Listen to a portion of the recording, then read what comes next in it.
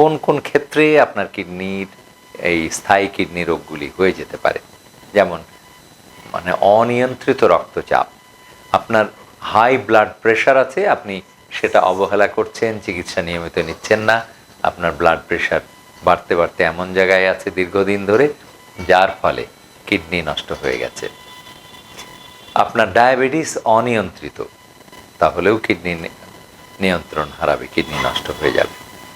আপনার যদি ওবেসিটি বা মারাত্মক রকমের শারীরিক মেদ, ওজন বৃদ্ধি হয়ে যায়, তাহলেও কিডনি নষ্ট হয়ে যাওয়ার সম্ভাবনা থাকবে দীর্ঘদিন, বা মানে ওই যে ব্যথানাশক ঔষধ যারা খেয়ে থাকে তাদেরও এরকম হবে। আর ধূমপান করলেও কিডনি নষ্ট হতে পারে। আর ফ্যামিলি হিস্ট্রি যদি থাকে, যে আপনার পরিবারের বাবা মা বা দাদা এদের যদি কিডনি ডিজিজ থাকে, তাহলে হওয়ার সম্ভাবনা থাকবে। আপনাকে ডাক্তারের বা নেফ্রোলজিস্টের টাচে বা পরামর্শে থাকতে হবে।